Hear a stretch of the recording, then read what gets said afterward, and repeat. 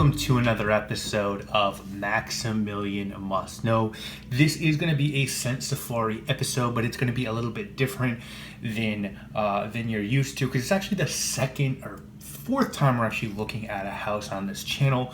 When Zoologist just initially launched, I was sent the three first fragrances: Panda, Rhinoceros, and Beaver, and so I did a video then.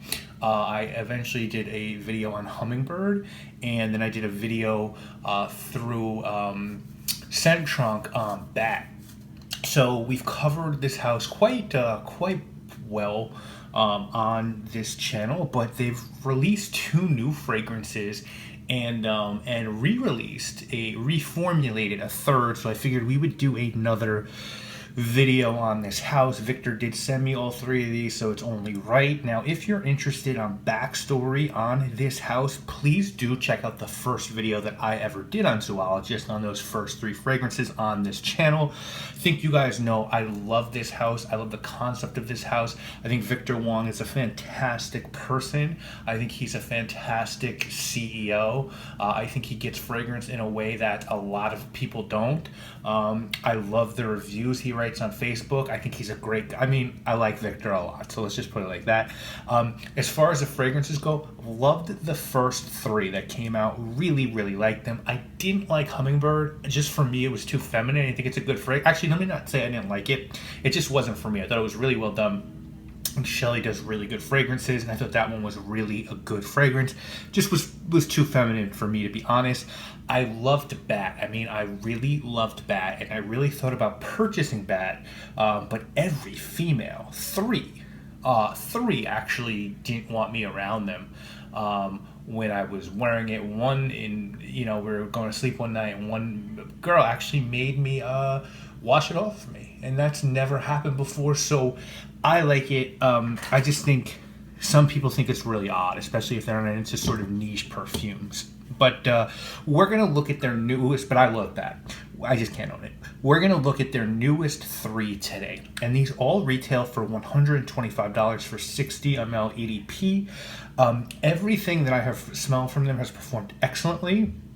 On the website, there are also travel sprays available, sample sets, travel spray sets, which you can get either 3 or 5 sprays. I'm going to link to the site in the description. So let's get into the three, and well, let's just do it in with whatever order. By the way, how amazing is the art on these three samples? The first one we're going to talk about is called Macaque.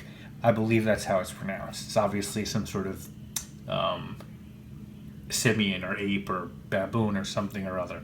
I have an affinity for this one without even smelling it, because Sarah McCartney of 4160 Tuesdays did this one. She's obviously the perfumer who did Maxed Out for me, so she's a really good friend of mine, and I think Victor picked really well in picking a nose for this fragrance.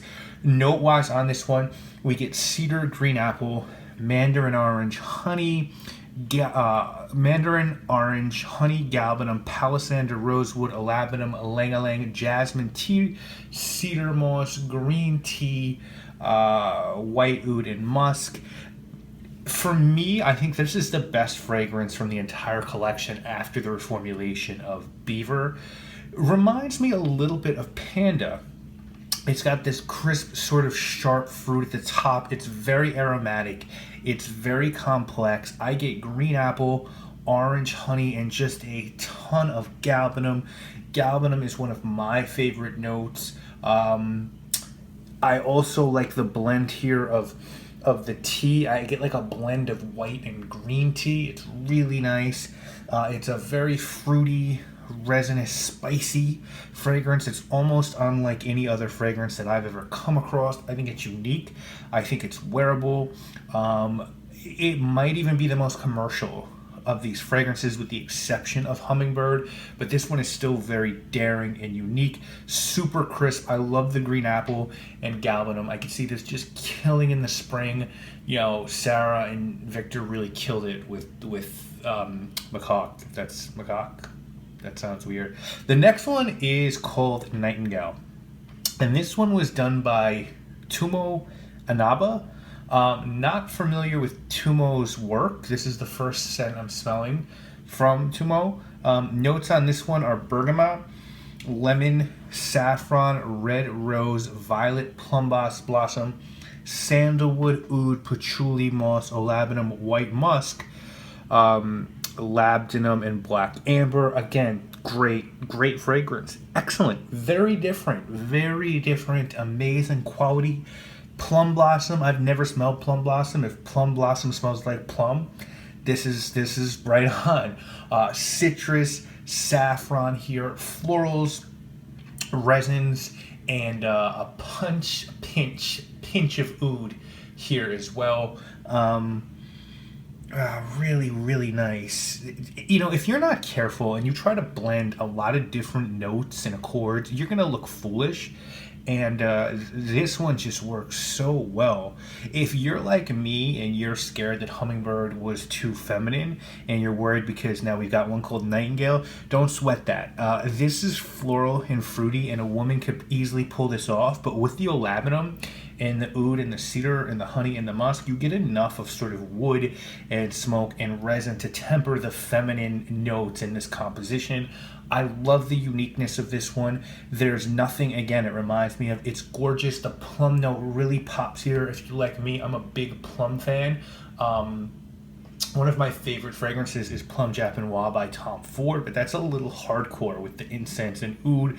This one has elements of that, but it's much more friendly, and there's just so much going on in this one. And for me, that's really the hallmark of this house. Wonderfully blended scents that seem unreal and ambition, but always somehow manage to work. I'd classify this as a floral amber scent with a lot of spice. The last one we're going to look at is this. It's a delicate subject for me because this one is called Beaver. And Beaver was my favorite, far and away my favorite fragrance by this house. I should have bought it. I just never got around to it. You know, there's so many things on my to purchase list. It's hard, you know what I'm saying? But I was always saying, I got to get a bottle of Beaver. I got to get a bottle of Beaver. I got to get a bottle of Beaver. So evidently, this one was reformulated this year. Chris Bartlett did this one. He did the original. He did this one. Chris Bartlett's the genius behind Pelwell Perfumes, and the notes on this are lime, woody notes, ozonic notes, green notes, musk, watery notes, dark woodsy notes, amber, musk, castoreum, leather, and vanilla. Now, this was reformulated because I guess a lot of people smelled this and immediately were put off by it. And what Victor and Chris wanted to do was take a very challenging fragrance and give it a wider appeal. But for me personally, this went from a fragrance high up on my to-buy list to just another really good niche fragrance. That's a good niche fragrance with a bit of bite in the back with castoreum and leather. To me, the original was super interesting and different and animalic and sweet, and it was the modern version of Zing. And for those of you who are unaware, Zing by L'Artisan Parfumé is my second favorite fragrance of all time, behind the great Fahrenheit by Christian Dior.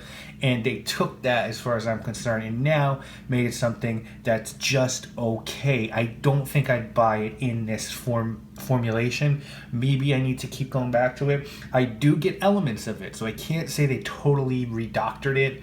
It just feel more tempered and more calm. You know, it's like someone gave it some Thorazine and let it chill out in a room somewhere, and now it's sort of not as crazy as it was before, but still mumbling shit at dinner, if that makes any sense to you. My experience, you know, I don't have a ton of experience, obviously, with doing what Victor does. You know, the only fragrance I've worked on and worked with is Maxed Out.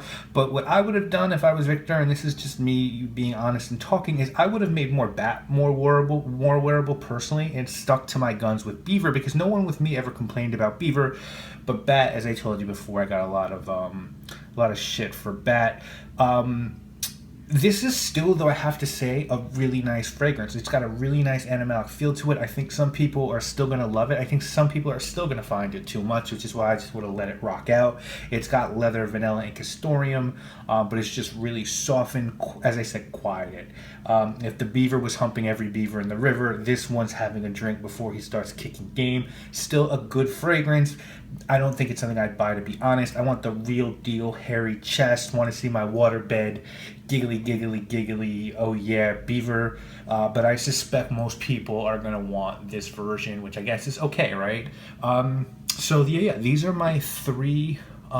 These are my take on these three new fragrances from Zoologist. Zoologist is easily a top 5 indie house in my world. I just think everything is right about them. The ethos, the people behind the fragrances, the prices, the presentation, the creativity. It's just everything right with perfume.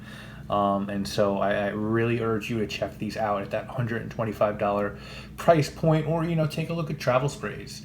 Or samples, and I'd love to know, guys, what's your favorite Zoologist fragrance? Victor, if you're watching, thank you so much for sending me these. I really appreciate it, and I'll see you guys later this week with more videos. Guys, you already know what it is. My name is Maximilian, and I must know. Peace.